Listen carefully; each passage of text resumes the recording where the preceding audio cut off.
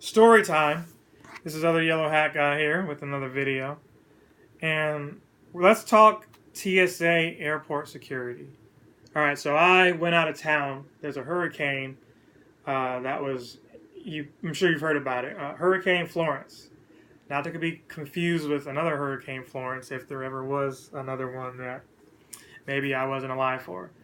But yeah, Hurricane Florence was on the coast of the Carolinas and uh, parts of some neighboring states, South Carolina. Well, I said Carolinas, didn't I? So North and South Carolina. Anywho,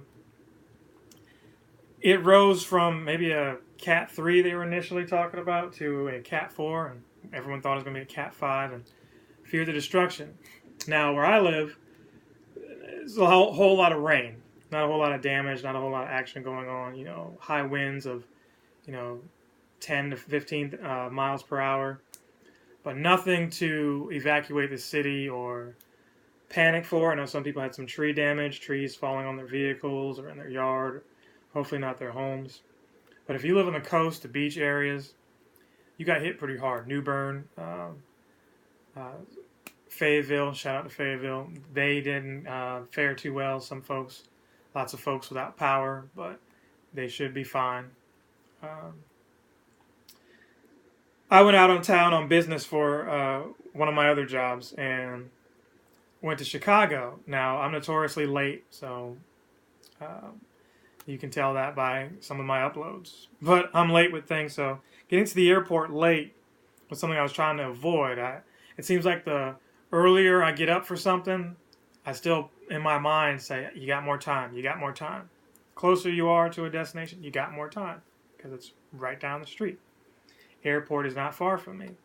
So, that being said, drove out to the airport. Flight's at 10 o'clock. I got there at 9:30. Could not find anywhere to park. So looping around this parking deck for about 5 minutes, I finally found a parking deck area, and I just really didn't want to carry, 2.5 bags up through the entrance of the airport in the rain, but I did it because I got to make this flight. It was important to make this flight because the other coworkers were going to be on this plane, and once we arrived where we were going, only one was going to have a rental car so that we could get from the hotel where we're going to stay at and work back and forth. Not me, because I wasn't paying for any of this stuff. So if I missed the flight, I was going to have to Uber and what have you and figure out how I was going to get to the job site and or the hotel. So here we go. We're in there 9:35, and I forget about planes boarding. It's been a while since I've been on a plane, but I get to security. Not a whole lot of people there. I got to get one of those boarding passes. I forgot that you can on the app. For most of these companies use the app to sign in or log in and secure your boarding pass. Something I should have thought of but didn't. I'm at the wrong area.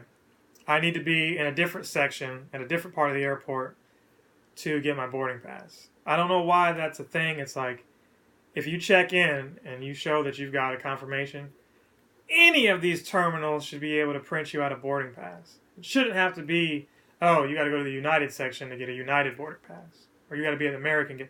That's just really silly to me. Wherever you come in, if it's not busy, you're just printing something out. Just, I don't know, but I digress.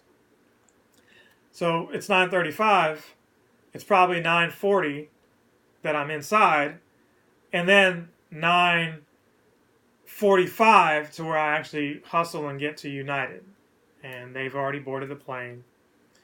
The boarding pass teller or whatever tells me there's no way I'm going to make it, and I couldn't get through security in time with my laptop bag.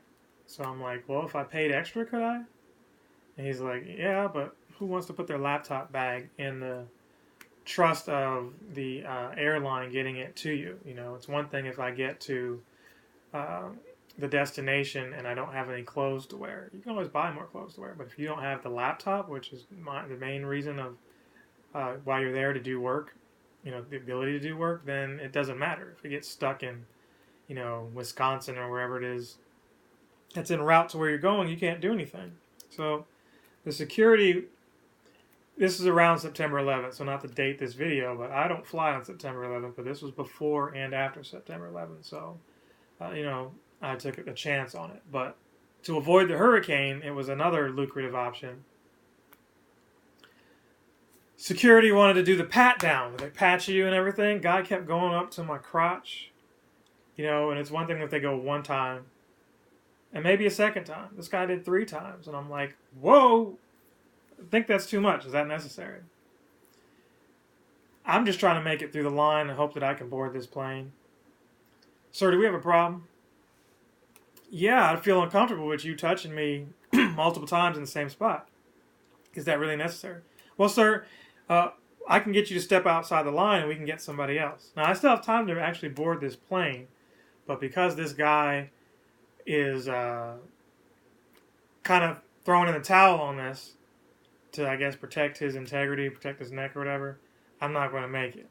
He said, sir, step out the line. I'll have somebody else help you out.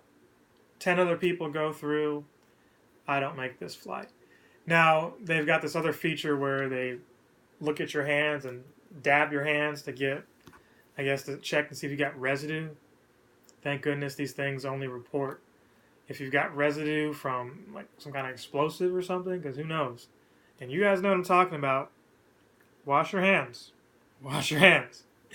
You might have been doing some things and you might have that anxiety of, I wonder if this machine's going to start beeping and seeing all kinds of craziness that have been scraped off your hands. But anyway, I was not going to make it through. I was not happy. I got lucky that I was able to get through to another flight, but that flight was also delayed. So I still made it.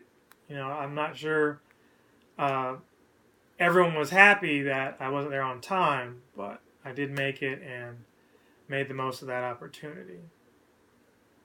I haven't been fired, so that's all I can really say. Long and short, we're talking security anyway. Coming back through the O'Hare airport, I was in Chi-Town.